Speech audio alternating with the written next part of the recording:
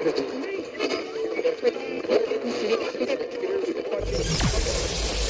ready for unique, rare, and little-known treasures from the golden age of radio. You're listening to The Amazing World of Radio with Adam Graham. We continue our summer of Robert Louis Stevenson, brought to you by our Patreon supporters at patreon.greatdetectives.net, who chose this series for us to do. And we get to the episode that doubtless many of you have been waiting for. It is the best-known Robert Louis Stevenson story, and it was adapted on perhaps the best-remembered radio dramatic series in one of its earliest episodes. So here, the very second episode of the Mercury Theater from July 18th, 1938, it's Treasure Island.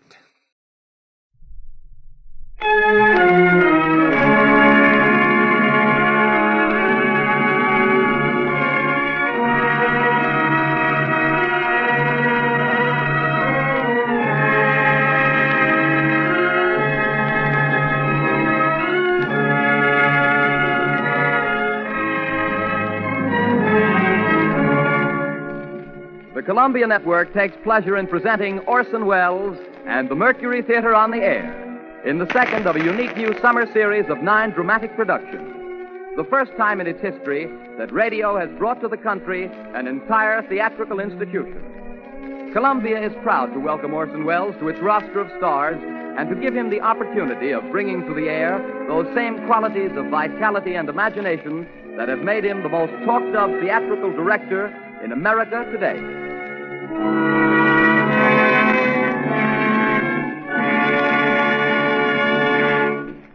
Good evening. This is Orson Welles speaking. If there's anything bloodthirstier than a werewolf, it's a pirate. The Mercury Theater is playing safe.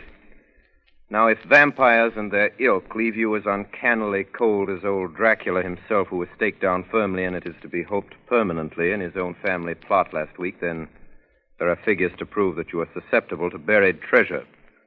We calculate that no decent, law-abiding citizen is immune to pirates. There are cowboys and Indians, there are gangsters and G-men, but these delights are inconstant like the short skirt. I don't care how young you are. Nothing charms, nothing ingratiates, nothing wins like a one-legged, double-barreled buccaneer with earrings, a handkerchief on his head, and a knife in his teeth. What could be more appropriate on the starboard rail of your four-masted brigantine? If you haven't a four-masted brigantine, you have Treasure Island. It's in your library because it's a great English classic, and this evening, because it's a great story, it's on your radio. That's what I mean by playing safe.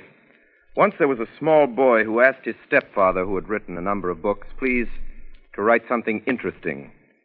The stepfather, seeing his point, immediately contributed a serial to something repugnant called Young Folks, a periodical circulated among that section of the English nation known as Tiny Tots, who were very prevalent in the 80s. The name of the serial was The Sea Cook by Captain George North, and if the Tiny Tots didn't think it was interesting, they should have been boiled in oil.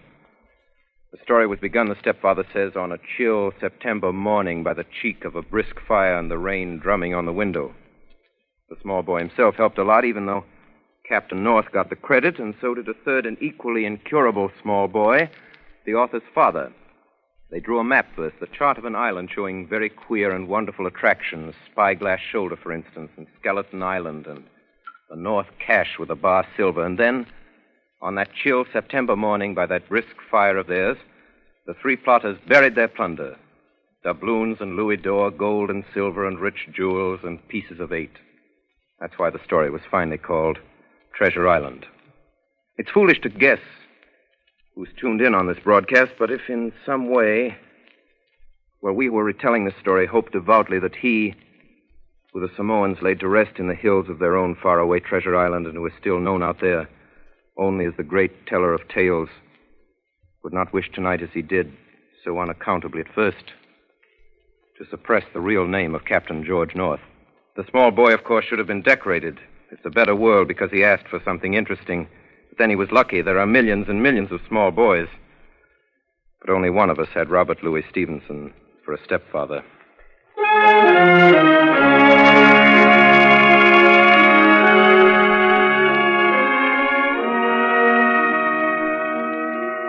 Treasure Island by Robert Louis Stevenson with Orson Welles as Long John Silver and as Jim Hawkins who tells the story.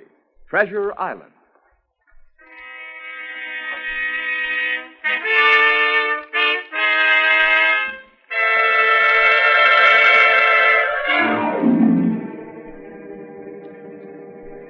Squire Trelawney, Dr. Livesey, and the rest of the gentlemen having asked me to write down the whole particulars about Treasure Island from the beginning to the end, keeping nothing back but the bearings of the island, and that only because there is treasure not yet lifted, I take up my pen in the year of grace 1783 and go back to that time 19 years ago when my father kept the Admiral Benbow Inn and the brown old seaman with a saber cut first took up his lodging under our roof.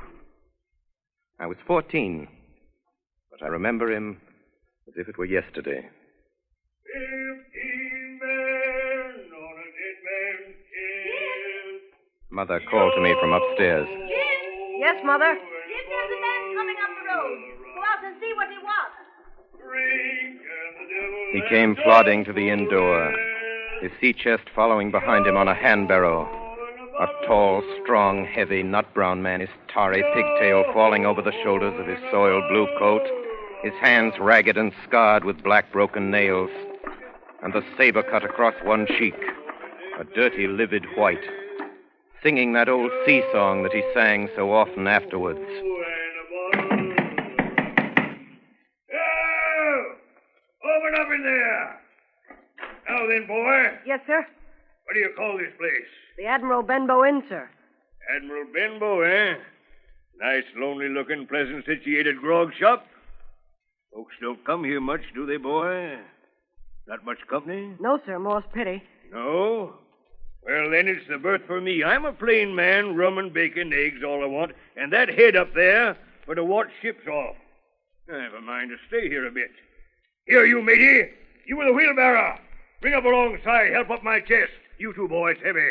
Yes, sir. Call me Captain, boy. Captain. Yes, Captain. Just one thing more. Yes, Captain? You ain't seen him, have you? No, sir. Who do you mean? Along the road, maybe. You might have seen him somewheres you can't tell. Let me know if you do, boy. A seafaring man. Yes, sir. With one leg. Yes, sir. Captain! Yes, Captain. Bring me a noggin of rum, boy.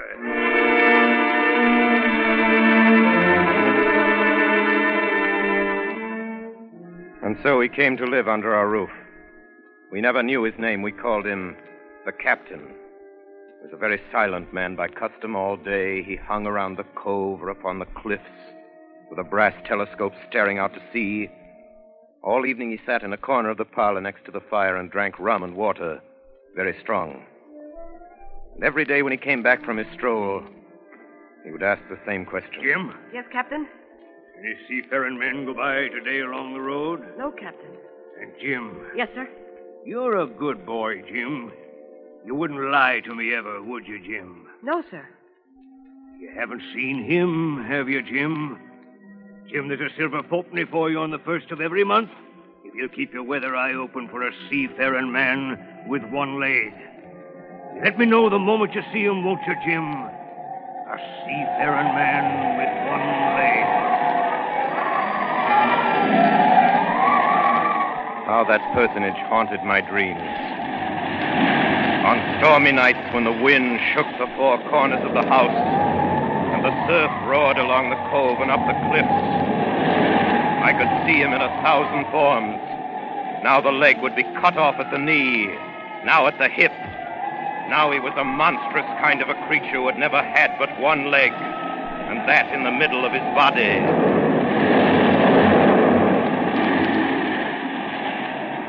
Keep your weather eye open, won't you, Jim? For a seafaring man with one leg. A seafaring man with one leg. Months went by. The captain bade fair to ruin us.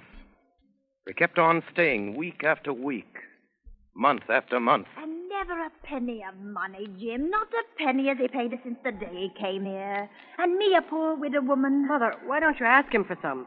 Well, I'll tell you the truth, Jim. I'm afraid to ask him. I'm afraid of the man. Now, if your father was... In all that time, none of us ever saw him open the great sea chest that was in his room. There were nights when he took a deal more rum and water than his head could carry. Often I heard the house shaking and all the neighbors joining in for dear life. Drink and the devil has done. Quiet, amidships!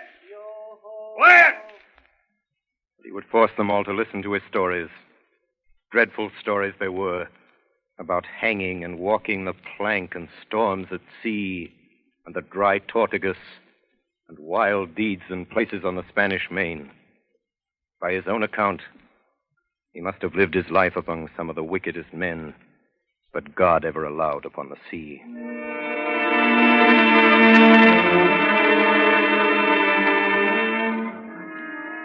The captain had been living with us almost a year when there occurred the first of the mysterious events that rid us at last of his presence.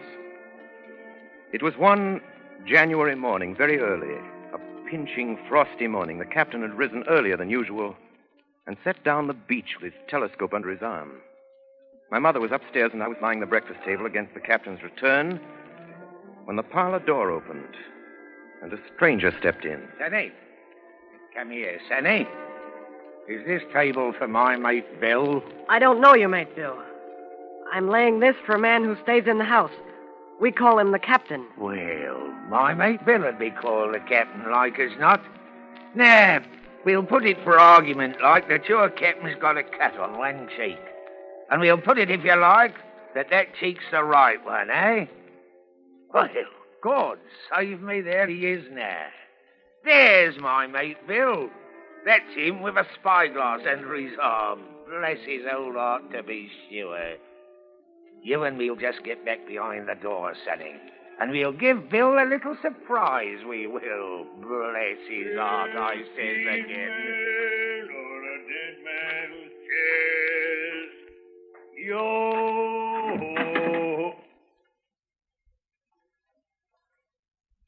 Hello, Bill. Come, Bill. You knows me. You knows an old shipmate, Bill, surely. Black dog as ever was. Bill. We've seen us fight at times, us two. So you run me down. Here I am. We'll speak up. What is it? That's you, Bill. You're in the right of it, Billy. I'll have a glass of rum from this dear child here, what I've took such a liking to. And we'll sit down, if you please, and talk square like old shipmates. Sit down, Bill. And you, Sonny, get out. Yes, sir. And none of your keyholes on me, do you hear? For a while, I could hear nothing but a low gabbing. Suddenly, the voices began to grow higher. No. And an end on it. If it comes to swinging, swing all. Say aye!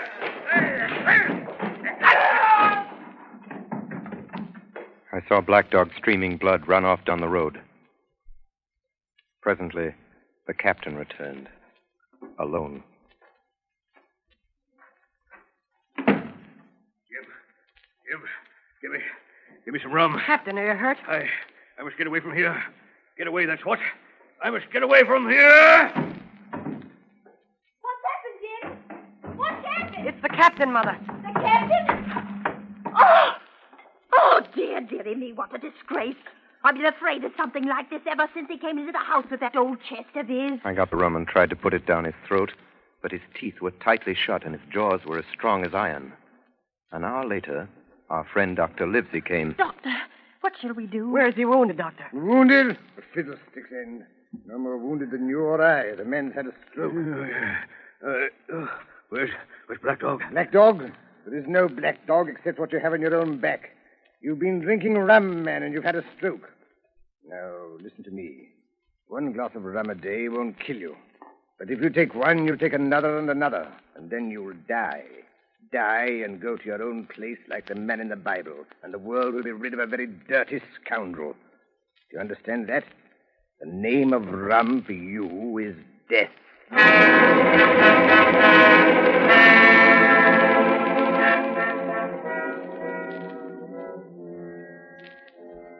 About noon the next day, I stopped at the captain's door with some medicine. Who is it? It's me, Jim. Come in, Jim. Come in. He was lying very much as we'd left him. Jim, you're the only one here that's worth anything. You know I always been good to you. Never a month but I've given you a silver fourpenny for yourself. Now you see, mate, I'm pretty low and deserted by all. Jim, you'll bring me a noggin of rum, won't you, matey? But the doctor... Doctors is all swabs! Don't have a drain of rum, Jim. I'll have the horrors. I've seen some of them already. I've seen old Flint in the corner there behind you, as plain as print. I've seen him. Jim, I'll give you a golden guinea for a noggin. When I brought it to him, he seized it greedily and drank it out. That's some better, sure enough. Now, matey, did that doctor say how long I was to lie here in this old berth? Why, a week at least. Oh, thunder, a week! I can't do that. They'll have the black spot on me by then.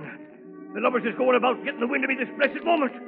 Lovers is couldn't keep what they got and want to nail what's another's. It's in my old sea chest, Jim. The thing they're after. They'll tip me the black spot, I know it. I was first mate, I was. Old Flint's first mate. And I'm the only one as knows the place he buried it. He gave it me at Savannah when he lay a-dying. What's the black spot, Captain? A summons from old Flint's crew. A summons. And them as gets it, Jim, is lucky when they're dead.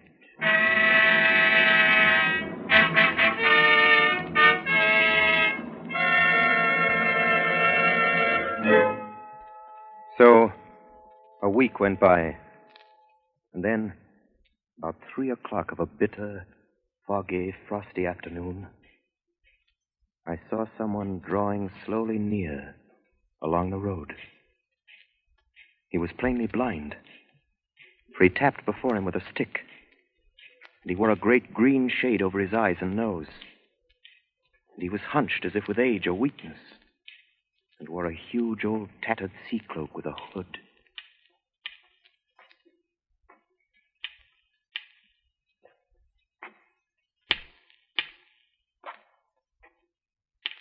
Kind Christian friends, take pity on a poor blind mariner as has lost the precious sight of his eyes in the gracious defense of his native country, England, and God bless King George.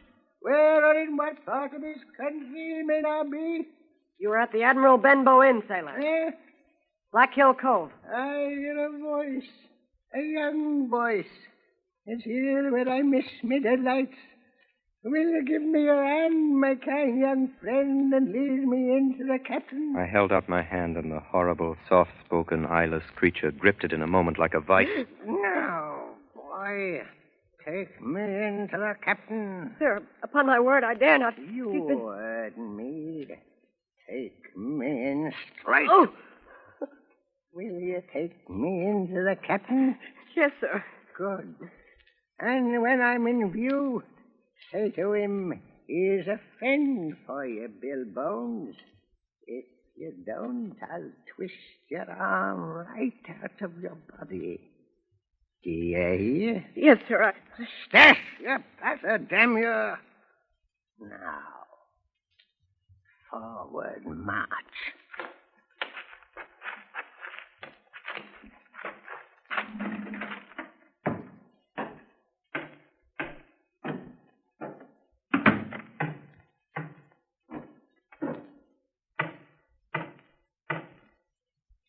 Here's a friend for you, Bill Bones. Now, Bill, sit where you are. Business is business. Hold out your left hand, Bill. Boy, take his left hand by the wrist and bring it near to my right. Here's a little bit of paper for you, Bill Bones. Now that's done, I'll be going.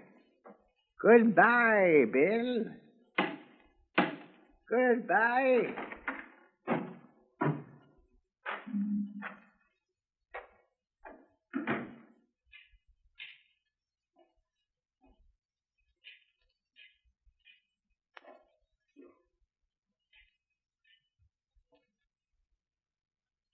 Jim? Yes, Captain? What time is it, Jim? 10 o'clock. 10 o'clock. 10 o'clock, 6 hours. We'll daddle 'em yet, Pew and Black Dog and Long John Silver. The whole crew of 'em will. Captain. Captain. Captain.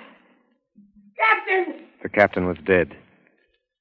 And there we were, my mother and I, a woman and a boy of 14, alone at night in the house with the dead captain's body on the parlor floor. He knows his money, he does. A whole year, never a penny from him. And me, a poor widow. But, Mother, if Black Dog comes back or the blind man... Black Dog fiddlesticks. There's something in that old chest of his upstairs that's rightfully mine.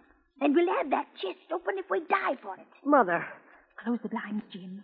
We don't want anybody watching us from the outside. We have to get the key off him. Look, Mother. Look. On the floor, close to the dead man's hand, there was a little round of paper, blackened on one side. The black spot. I took it up and found... You have till 10 tonight. 4 hours. Now, Jim, find that key. I felt in his pockets one after another. Perhaps it's round his neck. Tear open his shirt. There, sure enough, hanging on a bit of tarry string, we found the key. Then my mother got a candle in the bar, and holding each other's hands, we went upstairs to his room. Give me the key, Jim. Now then. Oh, nothing in here. Not a thing of value, not a penny. Mother, look. There, before us, lay the last things in the chest. A bundle tied up in oilcloth looking like papers, and a canvas bag that gave forth at a touch the jingle of gold. You see, Jim? I knew we'd find it. But I'll show these rogues that I'm an honest woman. I'll have me do and not a farthing over. Here, Jim, hold this bag. The coins were of all countries and sizes. Doubloons and louis d'or, and guineas and pieces of 8. Mother. What is it, Jim? Mother, listen.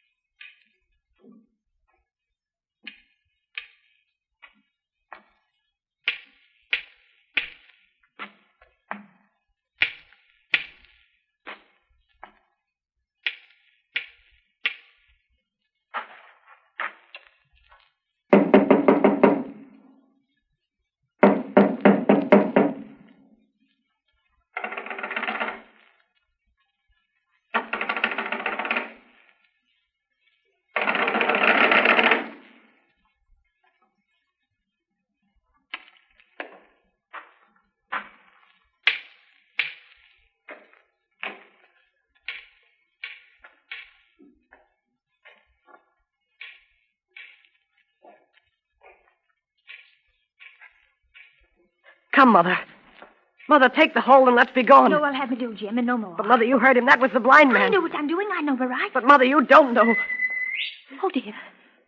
I'll take what I have. And I'll take these papers. Quick, Mother, quick. Take my hand. Next moment, we had opened the door and were in full retreat toward the village. Look, Jim. Over the hill. There they come. Run, Mother, run. Oh, Jim. Jim, I'm going to faint. Oh, Jim. Take the money and go on. Mother. Oh. Mother. She had fainted. I managed somehow to drag her down the bank into the shadow of the ditch. A moment later, the house was surrounded. Bones! Bones! Bill Bones! Will you answer me? Down with the door, then! Aye! In, you lovers! Loot the house and find it! Bill's dead! Like you! Bill's dead! Let him, you shirking lovers, and the rest of you locked and get the chest. It was a good thing my mother had fainted, or she would have had to watch with me while our poor house was pulled apart and smashed. Whatever it was they were after, they did not find it. Well, is it there? The money's there! Jim, what is it, Jim? What are they after? The map, Mother. Flint's map. Thank you. That's the signal. Tell him that. Hold on, you sneaks. It's in the house. You know it is. Shiver my soul if I had my eye. The signal, too. The signal. You dogs. You had your hand on hundreds. on thousands. Are you giving up now? You'd be as rich as kings if you can find it, and you know it's there, and you stand there skulking. There wasn't one of you dared face Bill, and I did it, a blind man, and I'm to lose my chance for you. I'm to be a poor crawling beggar sponging for rum when I might be rolling in a couch. If you had the pluck of a weevil in a sea biscuit among the lot of you. That's the last signal. Duck!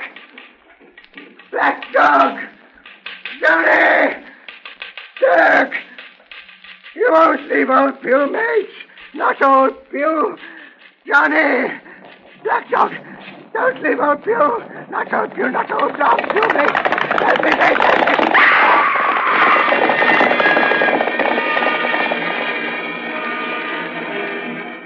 When they picked him up where he lay on the road on his side, Pugh was stone dead. The horsemen, as it turned out, were revenue officers who had some news of a strange lugger in Kit's Hole, and had set forth that night in our direction. They took my mother to a neighbor's house. Well, Hawkins, they got the money, you say? Well, what in fortune were they after? More money, I suppose. No, Sergeant. Not money, I think. In fact, sir, I believe I have the thing in my breast pocket. And to tell you the truth, I should like to put it in safety. To be sure, boy, quite right. I'll take it. I thought perhaps Dr. Livesey... Yes, Dr. Livesey. Perfectly right, perfectly right. A gentleman and a magistrate. Dogger! Yes, sir. You have a good horse. Take this line up behind you. Yes, sir.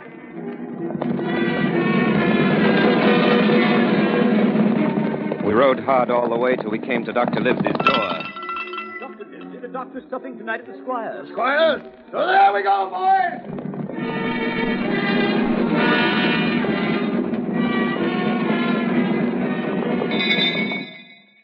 We'd arrived at the Squire's.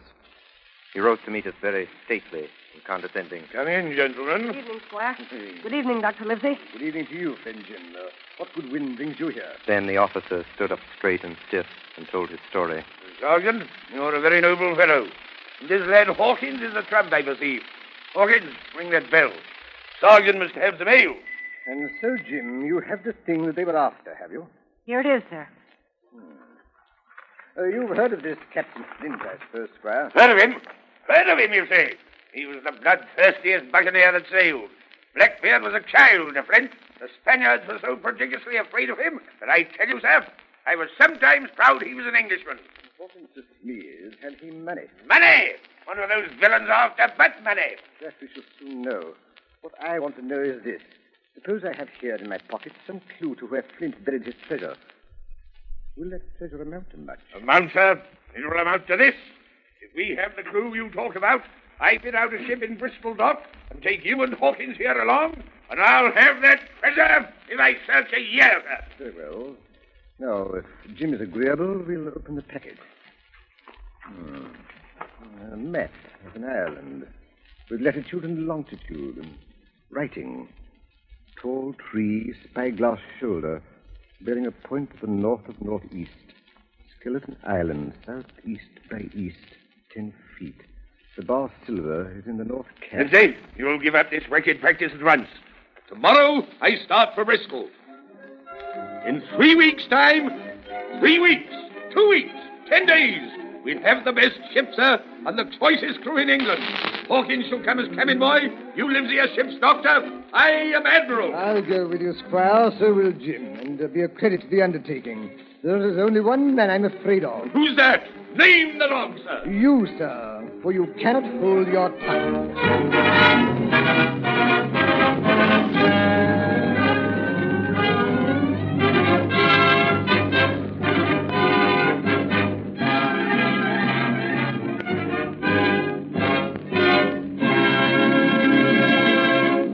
In a few moments, we shall be bound for Treasure Island with Dr. Livesey, Squire Trelawney, and Jim Hawkins. We pause now for station identification. This is the Columbia Broadcasting System. WABC, New York. Tonight, the Columbia Network is bringing you Orson Welles and the Mercury Theater on the air in Robert Louis Stevenson's Treasure Island. As Jim Hawkins was telling us, we are eager to leave the Benbow Inn behind and set out for the docks in Bristol.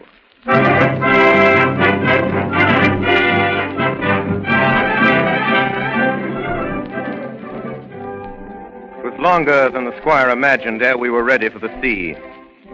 Weeks passed on. Then, one fine day, there came a letter from the squire, from Bristol. Dear Livesey, the ship is moored and fitted. She lies at anchor ready for sea. It was the crew that delayed me, till the most remarkable stroke of fortune brought me the very man that I required. I was standing on the dock, when by the merest accident I fell in talk with him. He had hobbled down there that morning with a parrot on his shoulder to get a smell of salt, he said. Out of pure pity, I engaged him on the spot to be ship's cook. Long John Silver, he is called, and has lost a leg. Well, sir, I thought I'd only found a cook, but it was a crew I'd discovered. Between Silver and myself, we got together in a few days a company of the toughest old salts imaginable. I declare we could fight a frigate. Seaman ho! Hang the treasure! It's the glory of the sea that has turned my head. On the 16th of April, the schooner Hispanola set sail from Bristol Harbor.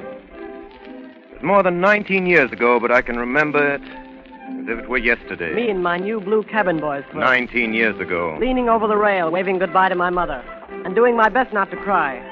For at the last moment, it sort of hurt to leave her, and it was the first time I had been away from home. Then, a little before noon, Captain Smollett gave an order. The boatswain sounded his pipe, and the crew began to man the capstan bar. Soon, the anchor was short up. Soon it was hanging dripping at the bars. Soon the sail began to draw, and the land and shipping to flit by on either side. The Hispanola had begun her voyage to the Isle of Treasure.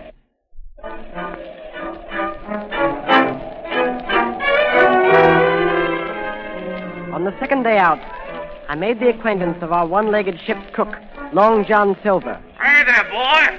Come in. Come on into Long John's galley. To tell you the truth, at the very first mention of Long John Silver in the squire's letter, I had taken a fear in my mind that this might be the very one-legged sailor that I had watched for all those months at the Benbow Inn. But one look at him was enough.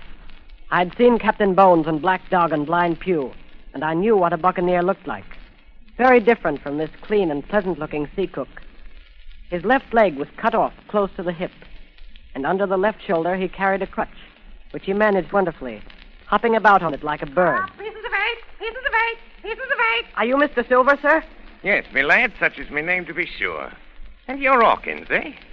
Nobody more welcome than yourself, me lad, in old John's galley. Sit down, hear the news. Your first trip to sea, Hawkins? Yes, sir. Well.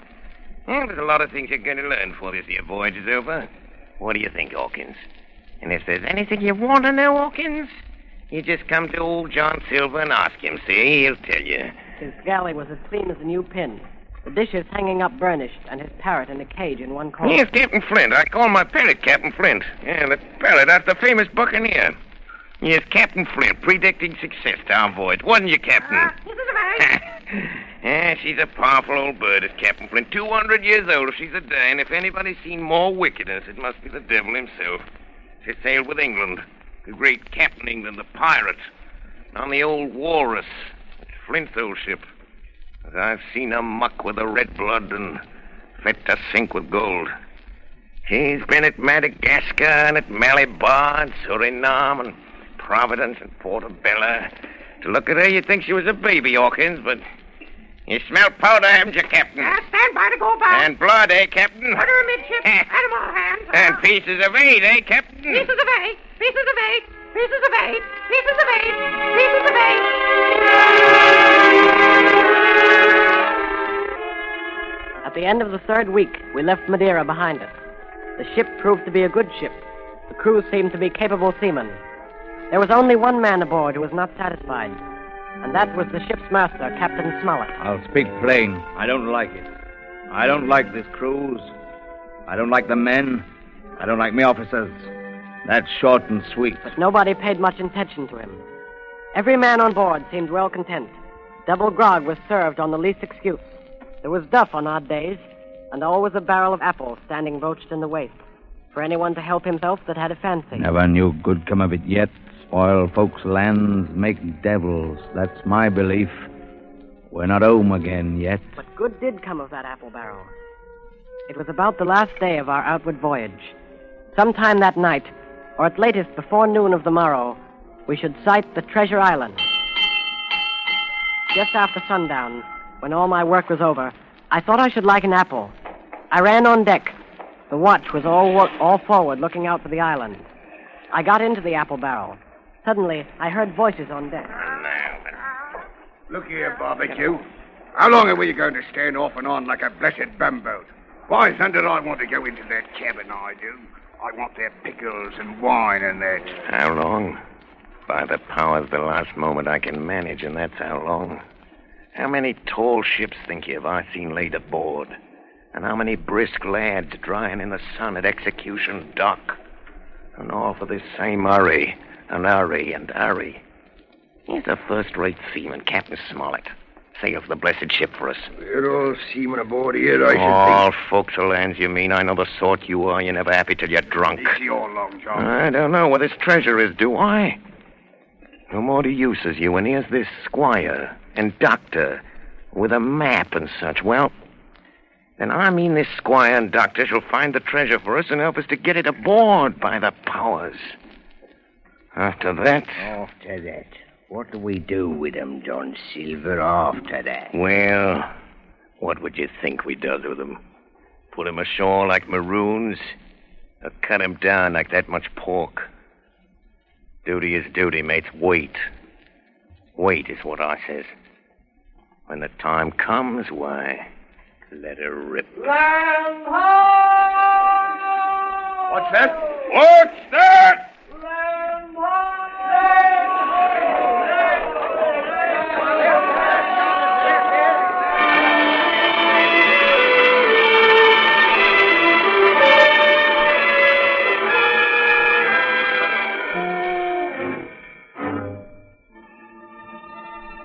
Away to the southwest of us, we saw it. Treasure Island. 10 minutes later, we were gathered in the cabin. The squire, Dr. Livesey, the captain, and myself. Now, Hawkins, you have something to say. Speak up. I did as I was bid. I told them the whole story of Silver's conversation. When that was done, all three, one after another, and each with a bow, drank my good health. Then the squire rose. Captain Smollett, you were right and I was wrong. I own myself an ass. I await your orders, sir. Silver is a remarkable man. Here's the way I see it. We must go on because we can't turn back. Now, what I propose is that we don't wait for them to surprise us, but that we come to blows at our own time and when they least expect it. There must be some faithful hands left. Well, we must find out who they are. Jim Sher can help us more than anyone. The men are not shy with him, and Jim is a noticing lad. Hawkins, I put prodigious faith in you.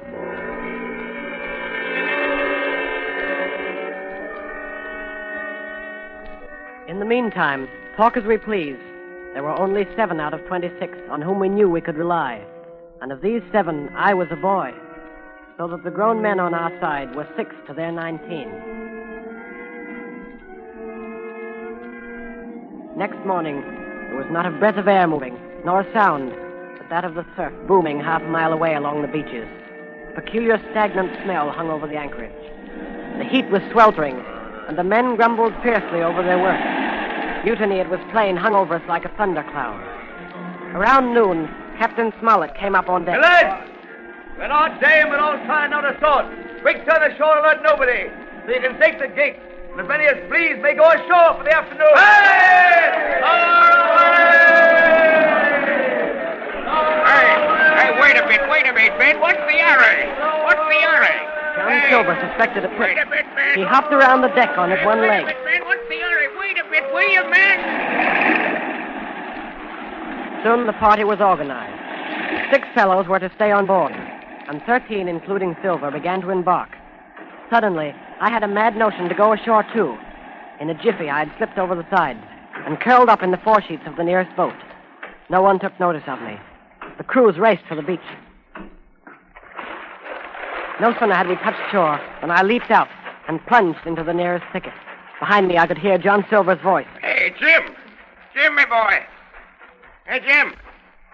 Jim! Jim! Jim! John Silver was quick at his work. 2 faithful members of the crew were murdered on the island that afternoon. Only an hour after we landed.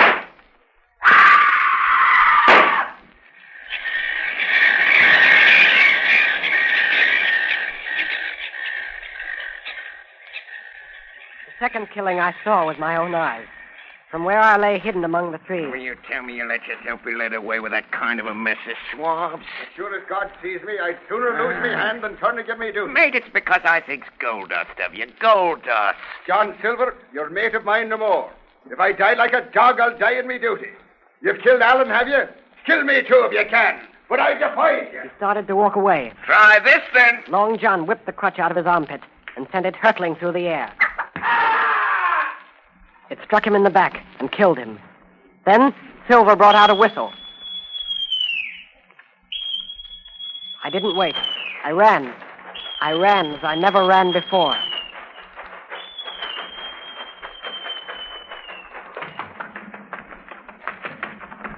Daddy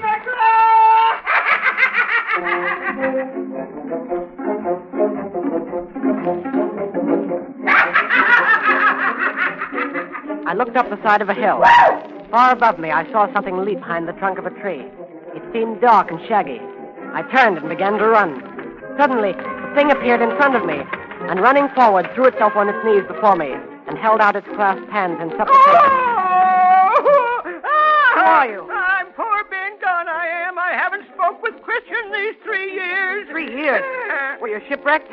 No, mate, marooned. 3 years. Lived on goats since then, and berries and oysters. Mate, my heart is sore for Christian diet. You mightn't happen to have a piece of cheese about you now? No? Well, many's a night I've dreamed of cheese, toasted mostly, and woke up again, and here I was. What'd you call yourself, mate? Jim. Jim? Jim. Yeah. Well, now, Jim, you wouldn't think I was rich to look at me, would you now? I know, not in particular. Oh, well, but I am, Jim. I'm rich, powerful rich. Oh, Jim, you'll bless your stars, you will. You was the first that found me. Suddenly his eye fell on the Hispanola lying far below us. Between it and the land was the jolly boat, with 5 men moving toward shore. But I could not tell if they were our men or the mutineers. Jim, tell me true. That ain't Flint's ship. It's not Flint's ship, and Flint is dead. There are some of Flint's hands aboard, worse luck for the rest of us. Not a man with one leg. Silver? Whoa! If you were sent by Long John... Oh! I'm as good as pork, I know it. I was in Flint's ship with John Silver when old Flint buried the treasure. He and 6 along. 6 strong seamen. They was ashore nigh on a week. And then one day here come Flint by himself in a little boat, and the 6 all dead. Dead and buried along with the treasure. How he done it, not a man of us could make out. I told him the purpose of our voyage and the predicament in which we now found ourselves. Oh, that Long John, he's a bad 'un. And you're all in a clove hitch, ain't you? Well, you just put your trust in Ben Gunn. Ben Gunn's the man to help you. You tell that to your squire, Jim. Ben Gunn's the man, that's what you'll say. And Ben Gunn says you has ideas of his own. Ah! Look at that. Far below us, we saw a Union Jack fluttering in the air above the woods. There's your friend, sure enough. More likely it's a mutineer. No, mate, Silver'd fly the Jolly Roger. That's your friend, sure enough, ashore in the old stockade made years and years ago by Flint. Whoa! What's that? That's the ship's cannon. They're shooting at the stockade. Come on. Wait a minute, Jim. Wait. Ben Gunn is fly. Rum wouldn't bring me down there. But remember, Jim, Ben Gunn's the man to help you. And when Ben Gunn is wanted, you knows where to find him. Just where you found him today. I started to run towards the flag. Hey, Jim! Jim! Yes, sir? Yeah, you won't forget that piece of cheese, will you, mate?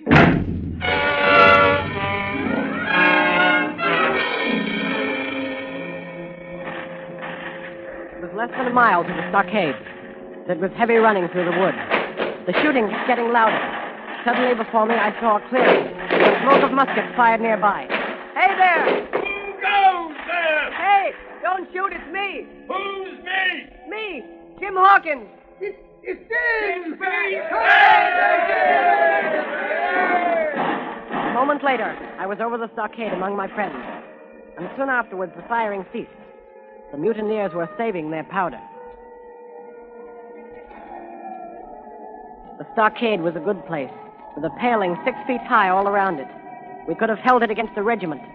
And here Captain Smollett decided to stay and await our enemy's next move. I told Dr. Livesey and the squire about Ben Gunn. Hey! Flag of truce! Flag it through! Who's that? It's Silver. Keep indoors, men. 10 to 1, this is a trick. Who goes? Stand or we fire. Flag it through! Doctors, watch on the lookout. Dr. Livesey, take the north side, if you please. Yes. Jim, the east. Gray, west. The watch below, all hands to load muskets. Lively, men, and careful. What do you want with your flag of truce? Captain Silver, sir! Come to my terms! Captain Silver? Why, you black-hearted scoundrel! Silence, sir! Silence. If you wish to talk to me, you can come, and that's all. If there's any treachery, it'll be on your side, and the Lord help you. That's enough, Captain. A word from you's enough. I know a gentleman, and you may lay to that. You'd better sit down. You ain't a-gonna let me inside, Captain? It's a main cold morning, to be sure, sir, to sit outside upon the sand. Oh, there's Jim. Top of the morning to you, Jim. Well, there you're all together like a happy family in a manner of speaking. If you've anything to say, my man, better say it. Right you were, Captain Smollett. Duty is duty, to be sure. Well, here it is. We want that treasure. We'll have it. That's our point. You just soon save your lives, I reckon, and that's yours. You have a chart, haven't you? That's as may be. Oh, well, you have. I know that. What I mean is, we want your chart. You give us the chart to get the treasure by, and I'll give you my affidavit upon my word of honor to clap you somewhere safe ashore. Is that all you have to say? Every last word, by thunder. Refuse that, and you've seen the last of me but musket balls. Very good. Now you'll hear me. If you'll come up one by one, unarmed, I'll engage to clap you all in irons and take you home to a fair trial in England. If you won't, as my name's Alexander Smollett, I've flown Miss Sovereign's colors, and I'll see you all to Davy Jones. You can't find the treasure. You can't sail the ship. And you can't fight us. I stand here and tell you so. And at the last good word you'll get from me. Now, tramp, me lad. Laugh. Laugh, by thunder, laugh. For an hour's out, you'll laugh on the other side. Then the die will be the lucky ones.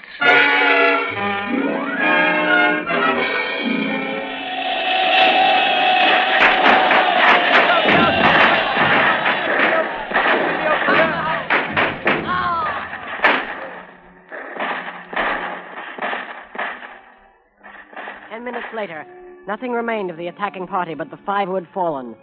4 on the inside and 1 on the outside of the palisade. The mutineers did not come back that night. They had got their rations, as the captain put it. The next day was stifling hot. After dinner, Dr. Livesey sent for me. Jim, was it cheese you said Ben Gunn had a fancy for? Yes, sir, cheese. Well, Jim, just see the good that comes of being dainty in your food. You've seen my snuff box, haven't you? And you never saw me take snuff. The reason being that in my snuff box I carry a piece of Parmesan cheese. A cheese made in Italy, very nutritious. Well, that's for Ben Gunn. Oh, goodbye, my lad. Then he took up his hat and pistols, girt on his cutlass, put the chart in his pocket, and set off briskly through the trees. That afternoon, the blockhouse being stifling hot, and the little patch of sand inside the palisade ablaze with midday sun, and so much blood about me, and so many poor dead bodies lying around, a new idea came into my head. This was to swim out under cover of the night, cut the Hispanola adrift, and let her go ashore where she fancied. The mutineers, after their repulse of the morning, had nothing nearer their hearts than to up anchor and away to sea. This, I thought, would be a fine thing to prevent. It was evening when I reached the east coast of the island. I could see the Hispanola lying at anchor offshore. And there was the Jolly Roger, the black flag of piracy, flying from her peak. As the last rays of daylight dwindled and disappeared, absolute darkness settled down on Treasure Island.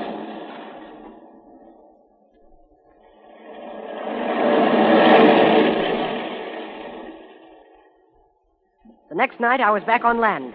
I was proud of myself, and with good reason.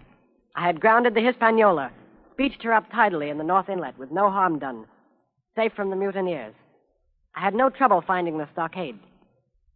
Coming in from the shore, keeping close in shadow where the darkness was thickest, I crept into the blockhouse. I could see nothing. The doctor and the squire must have worried about me. I should lie down in my own place, I thought, and enjoy their faces when they found me in the morning. I felt for a place to lie down. Pieces of ice! Pieces of ice! Go, go. Pieces of ice! Now goes. Bring a torch, Dick. Well, shiver my timbers. Jim Hawkins. Dropped in like, eh? Quite a pleasant surprise for poor old John. I've always liked you, I have, Jim, for a lad of spirit. I picked it my own self when I was young and handsome. Always wanted you to join my camp and take your share and die a gentleman. And now, my cock, you've got to. You can't go back to your own lot. Where are they? Where do you think, my son? Have you killed them? What do you think? Well, I'm not such a fool, but I know pretty well what I have to look for. But there's a thing or two I have to tell you. And the first is this. Here you are in a bad way. Ship lost, treasure lost, men lost. And if you want to know who did it, it was I. I was in the apple barrel the night we sighted land. And I heard you, John, and you, Dick Johnson, and Hans, who is now at the bottom of the sea, and told every word you said before the hour was out. And as for the schooner, it was I who cut her cable. And it was I who brought her where you'll never see her more, not one of you. I no more fear you than I fear a fly. I'll put one to that, and here goes, you sneaking son of a scrub. So would I. Come on, sir! Who are you, Tom Morgan? Maybe you thought you was captains here, perhaps.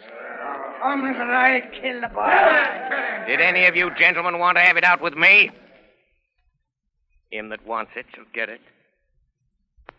You won't fight, then by thunder you'll obey. You may lay to it. I like that boy now. Never seen a better boy than that. He's more a man than any pararati in this here house. What I say is this, let me see him that'll lay a hand on him, that's what I say. And you may lay to it. Seem to have a lot to say. Pipe up and let me hear it, or lay to. John. What? We got something for you, Jordan. Step up, I won't bite you. Hand it over, lubber. The black spot. I thought so. What's on it? Deposed. Deposed, that's it, is it? Very pretty wrote, to be sure. Like print, I swear. But it ain't one bit prettier wrote than this. What's that? And what does it look like, lads? A chart, that's what it is. A chart! A chart of this island, old Flint's chart. Now, what do you say to that? Yes, that's Flint, sure enough. That's it. JF, and a clovitch to it. So we done ever. Silver's the man. Silver, don't Captain Leg. Barbecue forever. Barbecue for Captain. John Silver, the captain.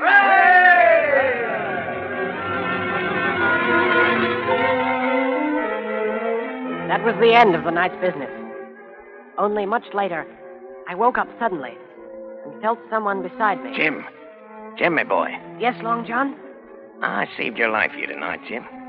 Now, you and me stick close, Jim, back to back like, in case of trouble. And talking of trouble, Jim, why did those friends of yours leave that chart behind when they cleared out of here? They did, though. I came in here this morning and found the place empty and the chart lying there on the table where I couldn't miss it.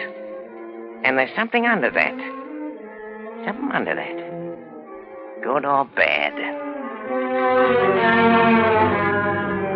The next morning, we set out after the treasure. Tall tree, spyglass shoulder, bearing a point to the north or northeast. Skeleton Island, east, southeast, and by east, 10 east. Hey, over there! Come quick! At the foot of a pine, half covered with green creeper, a human skeleton lay on the ground. A skeleton, by God! It lay perfectly straight, the feet pointing in one direction, the hands raised above its head like a diver's, pointing directly in the opposite. It ain't natural. It ain't natural, but you know, lads, I've a notion in my old numbskull. Now, here's the compass. There's the tip-top point of Skeleton Island sticking out like a tooth. Just take a bearing, will you, along the line of them bones? East, southeast, and by east. I thought so. There's a pointer. Right up there's our line for the Pole Star and the Jolly Dollars. This is one of Flint's jokes, and no mistake. Him and these 6 was alone here. Alone. He killed 'em. Every man. And this one he hauled up here and laid down by the compass. Yes. 6 they were, and 6 we are. And bones is what they are now. I saw him dead, old Flint. There he laid with penny pieces on his eyes. Dead, aye, sure enough, he's dead. But if ever spirit walked, it'd be Flint's. Dear heart, but he died bad, did Flint. Oh, that he did. May not it were. And the windy was open, and I hear that old song of his coming out clear as hell. And the death all on man already. Listen.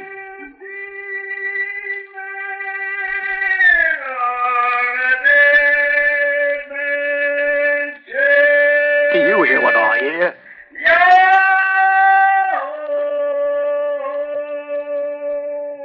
That's Flint, begad. Old Flint. Oh, Lord.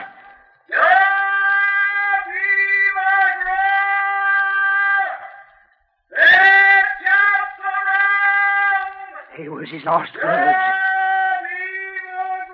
Old Flint's last words about board. Oh, Lord, have mercy on me. Shipmates! Shipmates! A 750,000 ton, not a quarter of a mile from here. When did a gentleman of fortune show his stand at that much dollars for a boozy old seaman with a blue mug? And him dead, too? Belay there, John. Don't you cross his spirit. Spirit? Well, maybe. You know whose voice that was? It was like a somebody else's. It was like a... By the powers! Ben Gunn! Aye? Aye. Aye. So it were. Ben Gunn it were. Why, nobody minds Ben Gunn. Dead or alive, nobody minds him.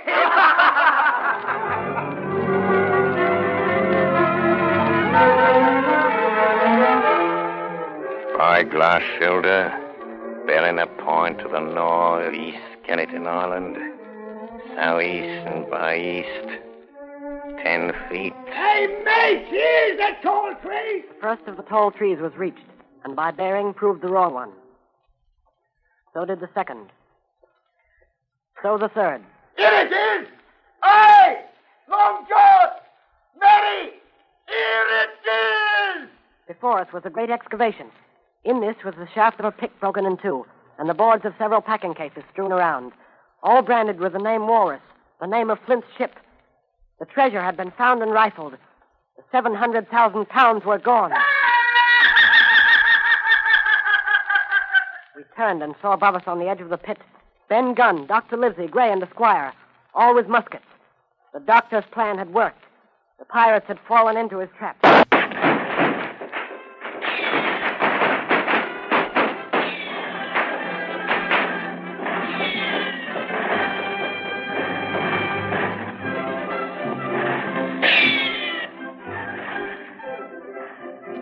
John Silver, you're a prodigious villain and an impostor, sir.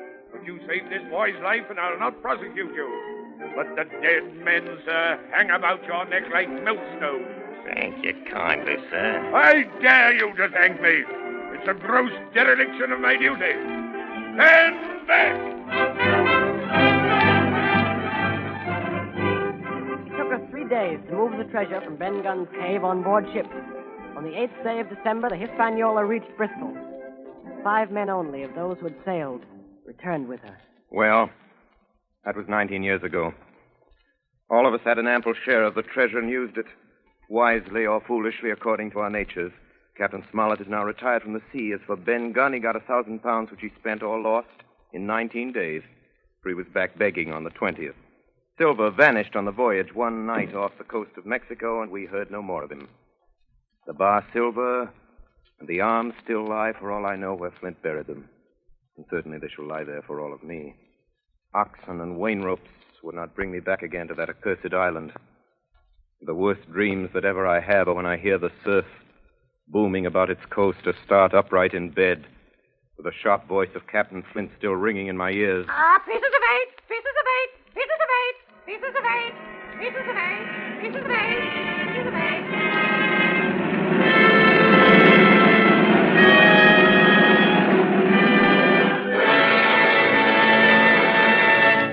You have been listening to Treasure Island, starring Orson Welles as Long John Silver in his own radio version of Stevenson's great adventure story. This is the second in a series of 9 special broadcasts presented by the Mercury Theater. And here's Orson Welles himself, writer, director, and star of these programs, to tell you about next week's production. Orson Welles. First of all, I'd like you to meet Jim Hawkins, Jr. Our leading man is 14 years old. Last season, he made a really startling contribution to the stage history of Shakespeare's plays. This was during the course of some experiments with the Mercury Theater sprinkler system. As a consequence of what must certainly have been extensive research in that field, he caused it to rain, actually to rain, and copiously to rain, where in more than 300 years it has never rained in Julius Caesar before. It rained on Brutus. It rained all over Brutus. In the Forum, I was Brutus, and I ought to know. Now, as dramatic criticism, I found this telling and even final. There's a surprise item in the funeral scene. I can assure you that the unexpected appearance on the stage of so many gallons of real water created in us all an impression that was almost overwhelming. Our popular leading man says that he did it all with a match. I don't dare think what he'll do.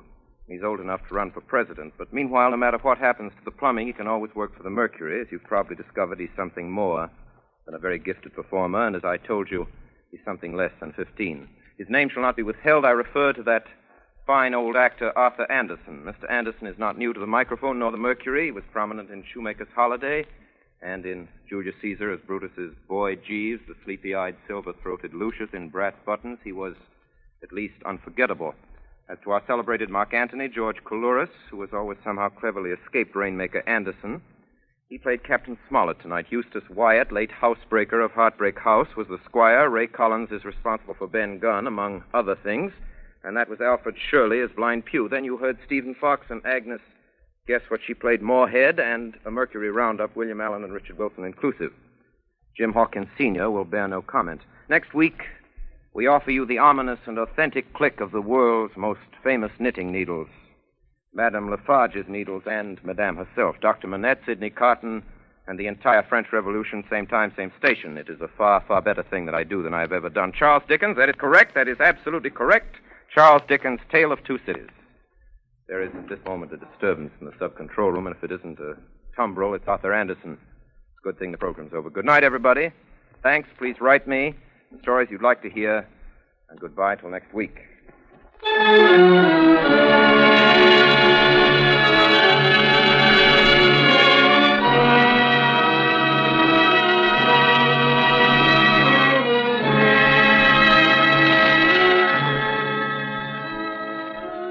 Remember, 9 o'clock Eastern Daylight Saving Time next Monday night for the Mercury Theater on the Air with The Tale of Two Cities by Charles Dickens. On tonight's production, Bernard Herrmann composed the original music and conducted, and Davidson Taylor supervised for the Columbia Network. Dan Seymour speaking. This is the Columbia Broadcasting System.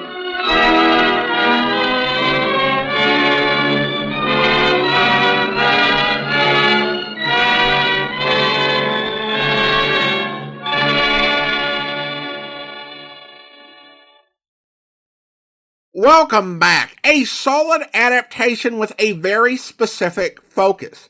With a novel like Treasure Island, if you're going to do any sort of adaptation, and there are many half-hour adaptations of the story out there, but even in an hour, you're going to have to make choices in terms of what aspects of the novel get adapted and what ends up left on the cutting room floor and is only communicated through exposition. And I have to say, I'm always a little disappointed when any adaptation glosses over Jim retaking the Hispanola, and this one just exposited through it. And I think that it's a very, it's a great action scene, and it's also really important for Jim as a character and as this sort of milestone in the coming-of-age story. But we have to keep in mind this is only the second episode of the Mercury Theater, and I think this scene is very difficult to do on stage, and it's a challenge to do on radio as well. It takes up a lot of time. This was an adaptation more focused on bringing the characters to life and giving actors a chance to really bring them out. And I think all the casting was on point, and that's what makes this adaptation work. Welles does a great job as Long John Silver and as the narrator. It's strange in a way that it takes so long for Long John to come on because there's such a focus on the events at the Admiral Benbow and everything that comes before the voyage. It is worth noting that Welles was only 23 at the time that this episode was produced, which is younger than most Long John Silver actors by a long shot. One thing that really hit me listening to this version after some of the other things we've been playing is a phrase that really stood out from Stevenson. Jim uses the phrase that oxen and wain ropes couldn't lead him back to Treasure Island. That sounded familiar to me. It's been a good while since I've read Treasure Island or even watched another adaptation of it. But for those of you who follow us on the Old Time Radio Snack Wagon, we did a tie-in episode where Orson Welles, for his Radio Almanac series, read a letter defending Father Damien of Molokai that Robert Louis Stevenson wrote. And he used that phrase, oxen and wain ropes, and I learned that that phrase actually originates in Shakespeare. It's in Twelfth Night, Act 3, Scene 2. I'll go ahead and share some of my favorite adaptations of Treasure Island and thoughts on a couple of other popular adaptations. On screen, it has to be the 1950 version that Disney did with Robert Newton as Long John Silver. It's one of those cases where you just see the perfect match between actor and role. He's mesmerizing and just kind of masters this art of playing the rogue, of playing the pirate. It's completely iconic. I also love the cinematography on that one. Can't commend that enough.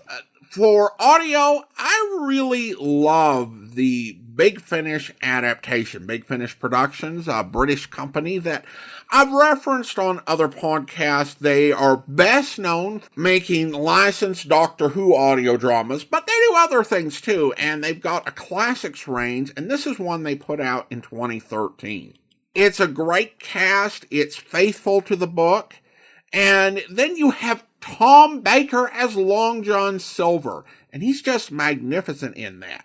In addition, when you get that audio drama, you also get a music suite by Howard Carter, who did the music for that set. And I'll just tell you, it is just so much an embodiment of Treasure Island and Sea Adventures.